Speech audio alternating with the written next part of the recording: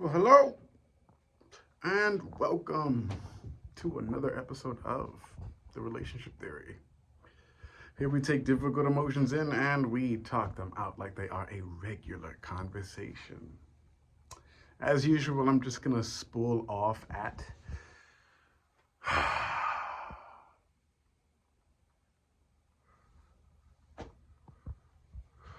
I'm just gonna run a few thoughts out. So I was actually writing a few notes to myself, as I'm wont to do. This is just what I do. Emotions and research.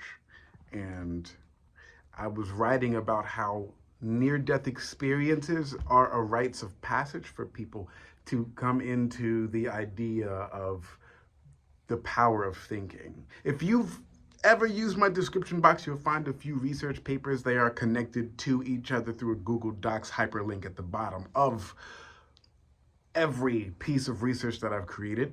One of them is called Electromagnesis, the Power of Thought, where it explains what thought does, what the thought is, right?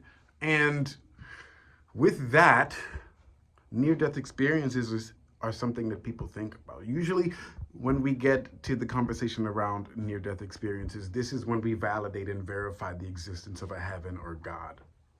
And that's what I want to talk about today. I want to talk about NDE and the thought behind it. Who talks about what you think about when it comes to NDEs, if you've never had one? Usually what we'd want to do is go find people who explain the story like this is what it's like to have an NDE. Now, you might not be searching because you want to have an NDE, because very quickly you'll find that that comes with a large amount of danger you're not interested in introducing yourself to. But what you do want to do is find out where that dimension in your mind is. That's really why we want to talk about NDEs, near-death experiences, because we really want to know what somebody saw. Why? Because it's about dreams.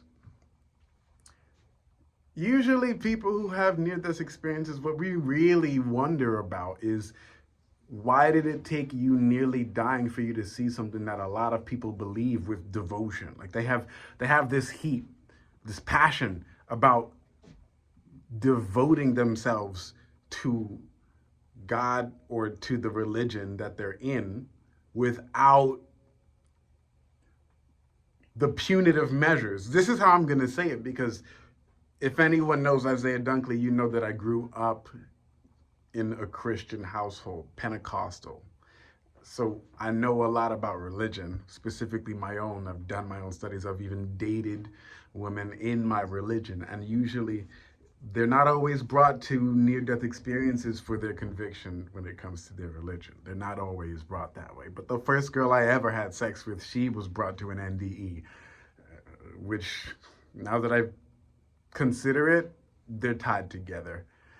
They are. They are. She had an NDE before she met me, but then I'm the man she had sex with. In my mind, I say I was her revelation before she had one.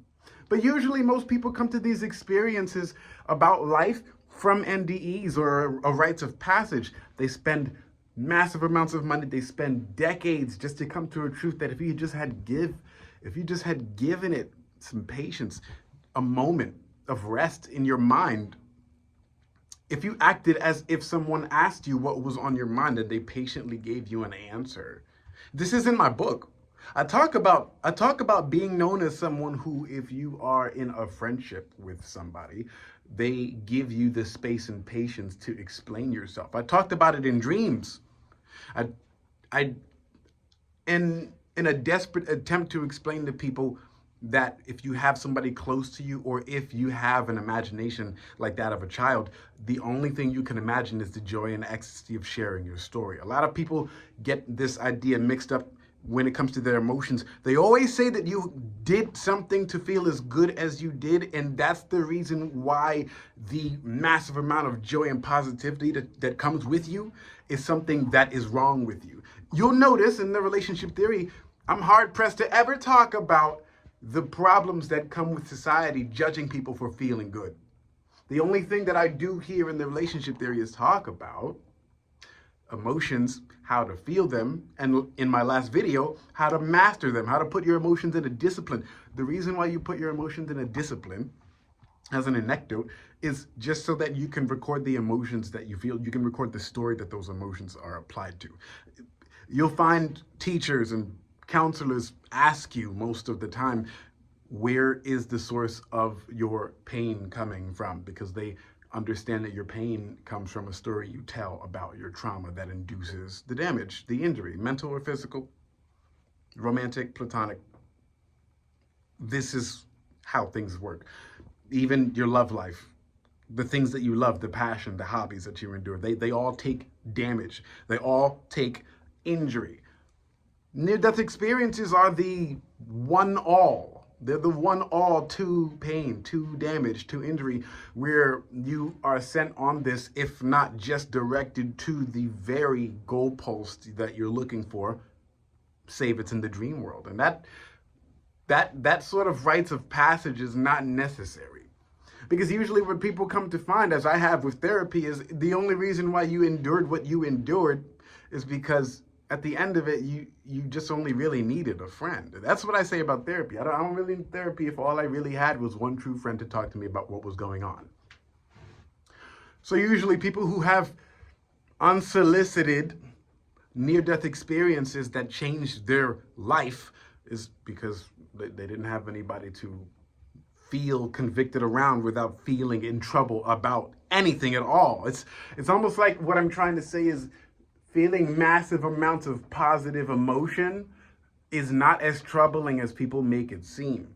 But then from what I've realized, most people have the trouble with people who contain massive amounts of joy because they don't consider that that's the pool that they draw from for power. I tell a lot of stories about the good things that happen in my life, and I don't have any problems when people dip their hands or their toes or their fingers or their mind when they assume themselves around me. I don't mind people taking on characters of themselves because of my influence on them. I don't mind that. What I do mind is when I'm the person left out of the story that gave them encouragement. As would any parent to a child. How does a parent enjoy a child who pretends that that parent doesn't inspire them, isn't a role model, and isn't sort of a totem pole for the idea of having a vision and being a visionary in your life? It's that kind of thing. Usually people who are positioned in your life, they are positioned there because you in some way, shape, or form chose them to be a function in your life and a fitting to the things in your life, to the concepts in your life that help you grow, that help you germinate, that help you develop and be involved in the life that you live. You never really have to be by yourself, is what I'm saying at the end of the day.